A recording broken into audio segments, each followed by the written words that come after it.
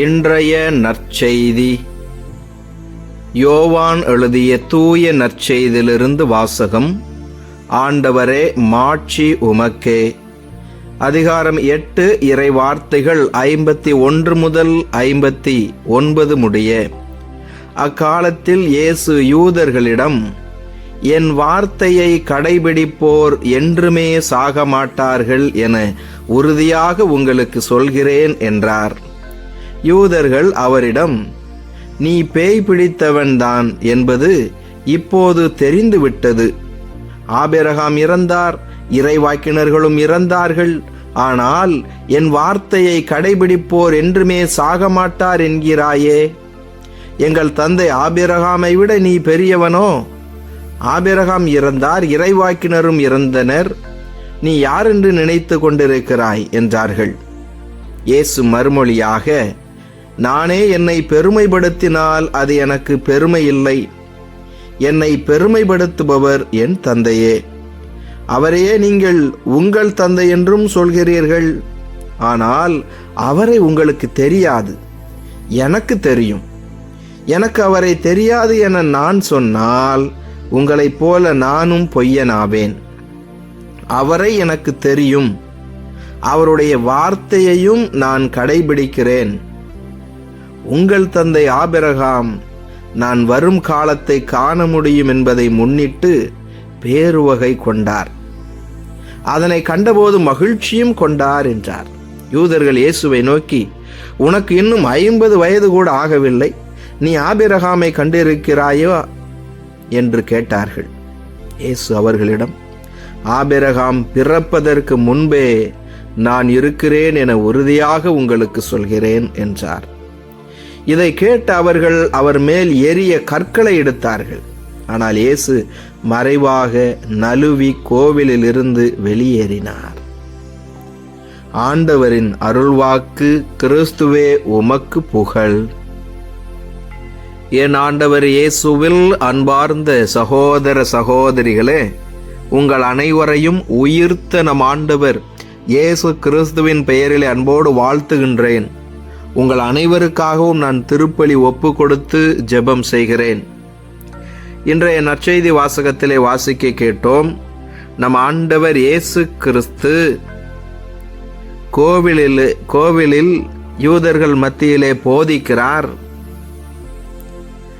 அவர்களோ இயேசுவை கல்லால் எறிந்து கொலை செய்ய முயற்சி செய்கிறார்கள். அங்கிருந்து மறைவாக நழுவி சென்றார் என்று இறை வார்த்தையிலே வாசிக்க கேட்டோம்.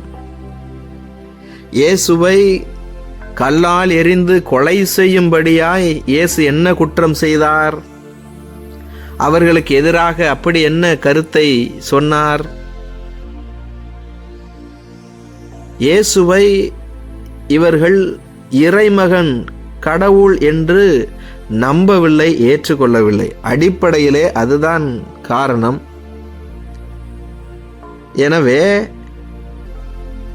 ஆபிரகாம் இவர்களுக்கு இயேசுவை விட ஒரு பெரிய மனிதராக தெரிகிறார். அவர்களுடைய தந்தையாக, ஒரு இறைவாக்கினராக, மதிப்பிற்குரியவராக ஆபிரகாம் தெரிகிறார். ஆனால் அந்த ஆபிரகாமுக்கே கடவுளாக இருக்கக்கூடிய இந்த இயேசுவை அவர்களுக்கு தெரியவில்லை. இன்று நம் மத்தியிலும் இதுதான் பெரிய பிரச்சனை.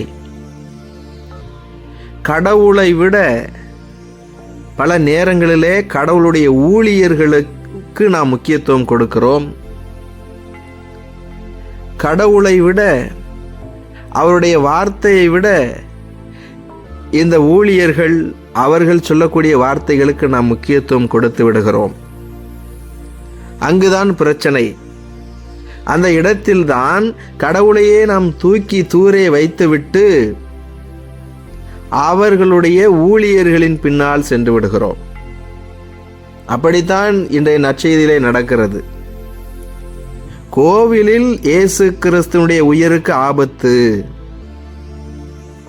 கோவிலில் இருந்து அவர் மறைவாக நழுவி சென்று விடுகிறார். இறைமகன் இயேசுவுக்கு அவர் போதிக்கக்கூடிய கோவிலிலே தொல்லை, உயிருக்கு ஆபத்து. அவருடைய உயிரை காப்பாற்றிக் கொள்ள வேண்டிய ஒரு கட்டாய சூழல் வருகிறது. அந்த அளவிற்கு ஆபிரகாமின் மீது வெறியோடு அவரை பின்பற்றக்கூடியவர்கள் இருந்தார்களே தவிர கடவுளை மறந்து விட்டார்கள். அந்த ஆபிரகாமே இந்த கடவுளை குறித்து தான் பேசுகிறார். இவருக்காகத்தான் தன்னுடைய சொந்த நாட்டை விட்டு அங்குமிங்குமாக அலைகிறார். இவருடைய வார்த்தைக்காகத்தான் தன்னுடைய ஒரே மகனையும் பலியிட துணிந்தார். அந்த ஆபிரகாமின் உள்ளார்ந்த நம்பிக்கையை, விசுவாசத்தை, அவருடைய எண்ண ஓட்டத்தை பாராமல் வெளிப்படையாக போலியாக ஆபிரகாமை பின்பற்றக்கூடியவர்களாய் இவர்கள் இருந்து விடுகிறார்கள். என் அன்பிற்குரியவர்களே, இன்று நாம் எப்படி இருக்கிறோம்? நாம் எதற்கு முக்கியத்துவம் கொடுக்கிறோம்? நாம் கடவுளுக்கு முக்கியத்துவம் கொடுக்கிறோம் என்று சொன்னால் அவருடைய வார்த்தைக்கும் அதே அளவிலான முக்கியத்துவத்தை கொடுக்க வேண்டும்.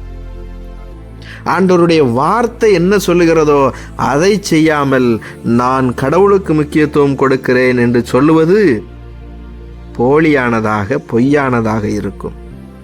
அதே போல இந்த ஆண்டவருடைய வார்த்தையை அறிவிக்கக்கூடிய நபர்கள் ஒரு கருவி. அவர்கள் ஆண்டவருக்கு ஊழியம் செய்கிறார்கள். மக்களுக்கும் கடவுளுக்கும் இடையே ஒரு இடைநிலையாளராக இருந்து ஜெபம் செய்வதற்கோ ஆண்டவருடைய வார்த்தையை எடுத்து சொல்வதற்கோ பயன்படக்கூடிய கருவிகளாகத்தான் இருக்கிறார்கள். என் அன்பு சகோதர சகோதரிகளே, நாம் தான் இந்த இடத்திலே மிக கவனமாகவும் தெளிவாகவும் இருக்க வேண்டும். இதை புரிந்து கொள்ளவில்லை என்று சொன்னால் நாமும் இந்த ஆலயத்திலே இந்த யூதர்கள் எப்படி இயேசுவையே கல்லால் எறிந்து கொலை செய்ய திட்டமிட்டார்களோ அதுபோல கிறிஸ்தவ வாழ்க்கை வாழ்ந்து கொண்டிருப்போம். எனவே கடவுள் நமக்கு ஞானத்தை கொடுத்திருக்கிறார், அறிவை கொடுத்திருக்கிறார், புத்தியை கொடுத்திருக்கிறார்.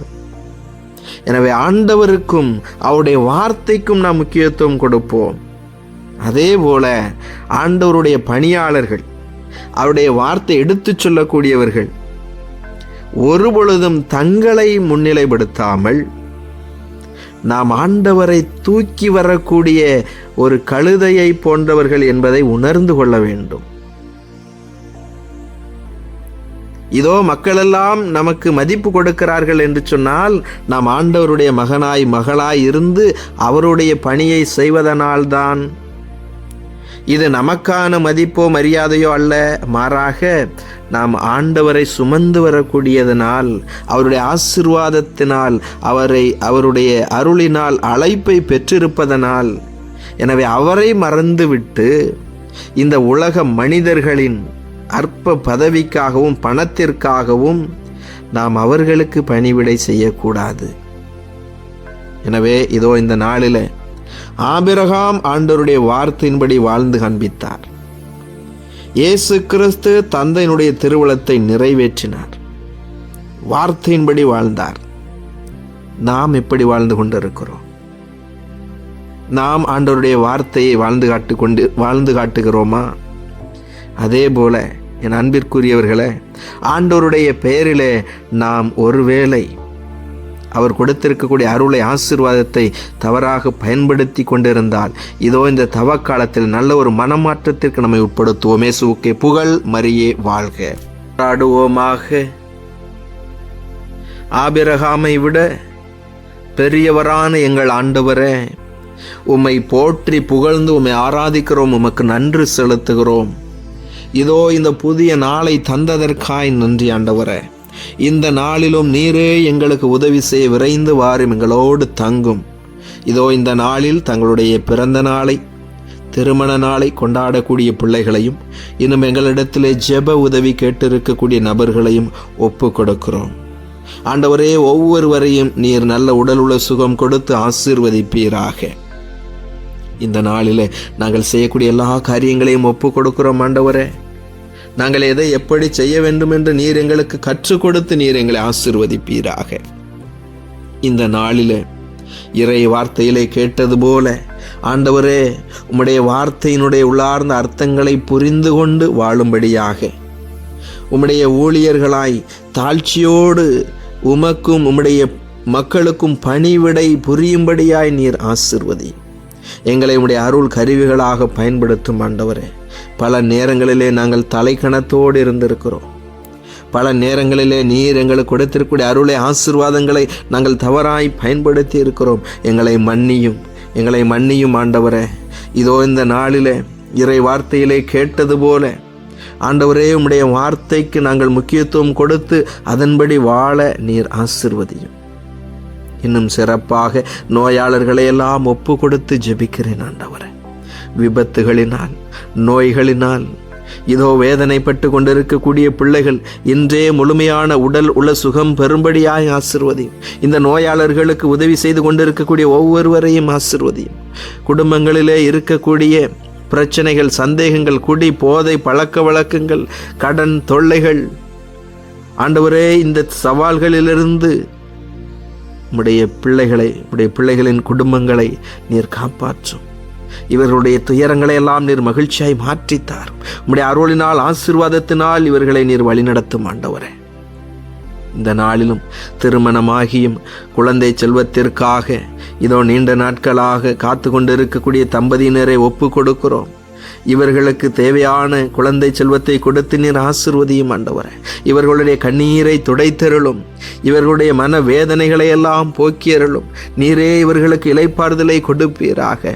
வேலை வாய்ப்பிற்காக ஜெபிக்கக்கூடிய பிள்ளைகள், இன்னுமாக திருமணத்திற்காய் காத்து கொண்டிருக்கக்கூடிய பிள்ளைகள் ஒவ்வொருவரையும் ஒப்பு கொடுக்கிறோம் ஆண்டவரே. இவர்களுடைய வேண்டுதலுக்கு செவி சாய்த்தருளும். இதோ இந்த பெற்றோர்கள் குடும்பத்தில் உள்ளவர்களுக்காய் ஜெபித்து கொண்டிருக்கக்கூடிய வேளையில ஆண்டவரே, நீரே உம்முடைய திரு கரத்தினால் தொடும். இவர்கள் ஒவ்வொருவருக்கும் தேவையான அருளை, ஆசீர்வாதத்தை கொடுத்து நீரே பாதுகாத்து வழிநடத்துவீராக. எங்கள் மத்தியிலே வாழ்ந்து மரித்தவர்களுக்காய் ஜெபிக்கிறோம். இந்த ஆன்மாக்களுக்கு நித்திய இளைப்பாறுதலை கொடுத்தருளும் ஆண்டவரே.